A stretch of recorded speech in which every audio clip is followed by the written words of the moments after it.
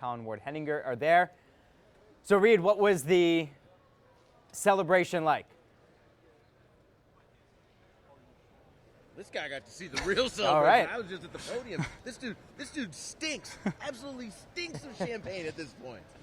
Yeah, I mean, this shirt was a much different shade of purple before I went to the Raptors locker room. And, I mean, the guys were just jubilant. There's champagne bottles everywhere. I'm trying to talk to players and people pouring champagne on my head. So, I mean, it's refreshing to see this team that's been so even keel throughout the entire playoffs finally let loose and celebrate a little bit.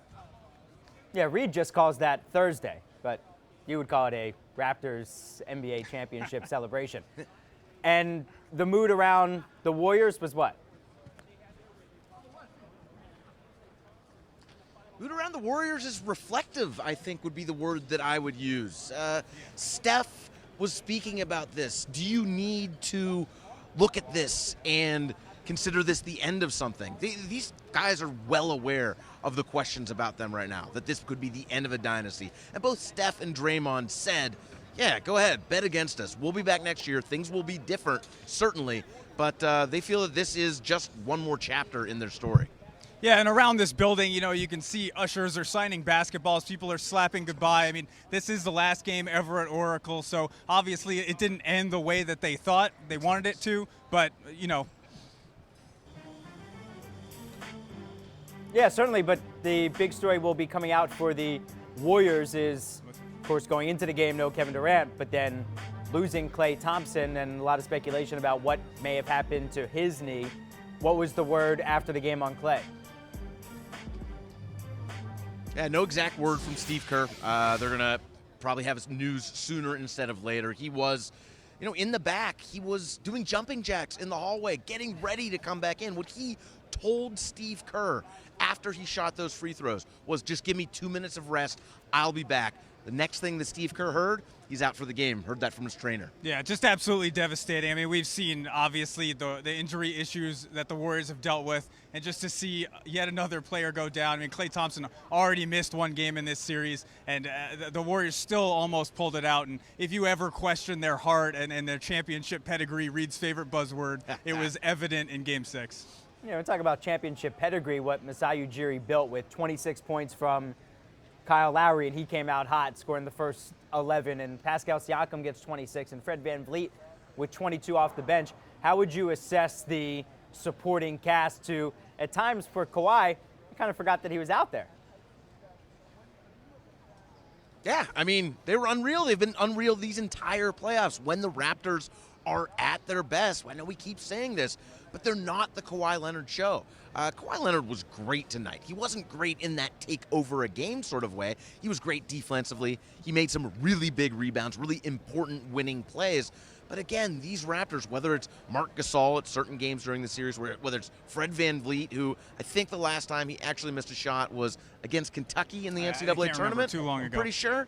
But yeah, the supporting cast, like, this is what this team is all about. It was never about one player. It was about balance. It was about defense. It was about playing basketball the right way. Yeah, and I got to talk to Fred VanVleet in the locker room, and this guy, he's still stone-faced. After all of this, he's still not celebrating. I said, you know, what does it feel like coming from where you came from? And he said it's just over the moon. All the people who never believed in him, this is for them. You know, he's so over the moon, just happy to be an NBA champion. And I said, are you going to crack a smile? He said, you know what, I'm waiting until you guys leave, then we'll celebrate.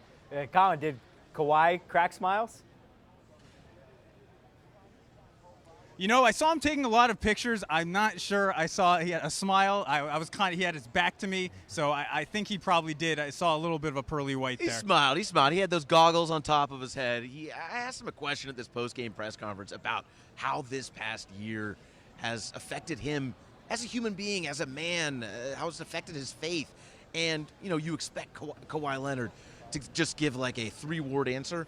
He went on for like 2 minutes, and it was beautiful. It was about how, like, people were dragging his name through the mud a year ago. People saying he quit on his team, that he didn't even want to go out and play, that he was faking an injury. And what he said is he's learned that he just needs to be true to himself and everything else will work out. And I'd say worked out pretty darn well. Big picture, do you think this now, heading into free agency, changes how certain teams will take risk or at least assess risk when getting a guy who might only have a year left on his deal? Sure. I mean, I think you might be talking about a specific person. What guy is that? What guy is that? I can't remember what his name is. But I tell you what, Paul George, that was a risk. It worked out. Kawhi Leonard, it was a risk. We don't know if he's going to stay, but you can't deny that even if he leaves, that one-year rental worked out better than anybody could have ever hoped for. So, yeah, I think if you're Anthony Davis, that's the guy's name. If you're Anthony Davis, I think this is in the back of your mind.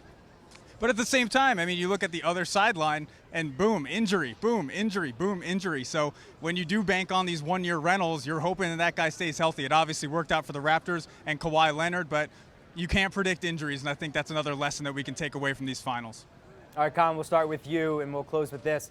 Aside from the champagne that takes forever to get out of your shirt and clothes and hair, it's brutal. I've been there. What'll be your biggest takeaway from the finals? Just as how good this Raptors team is, I don't think anyone, at least not myself, a lot of analysts, knew how good they were. We knew they were a good team. We didn't know that they had the depth, they had the poise to be able to take on a champion like the Warriors. Obviously, the injuries mattered, but when it came down to it, the Raptors made the plays, and they went out and got this championship. Look, and the injuries matter. Of course they matter. There's going to be plenty of people who are talking about asterisks. Fair or not, it's going to be a storyline forever when we think about these finals. The injury is going to be a storyline when we think about these finals. But the other storyline, hey, the Warriors were the kings of the NBA. They have been for 5 years. And in order to beat the king, if you're going to come at the king, you better come at him hard. And the Raptors came at the Warriors with everything they had. They did it with discipline. They did it with defense. Certainly did it with talent. But this is just such an overachieving, hardworking, even-keeled bunch. It's one of those teams. It's like your high school coach is like, play basketball like these guys play basketball. Yeah, well, play basketball like that, you'll win a lot of titles. Reed Forgrave, Colin Ward-Henninger at Oracle. The Raptors are NBA champs for the first time. Thanks, fellas. You can see the celebration.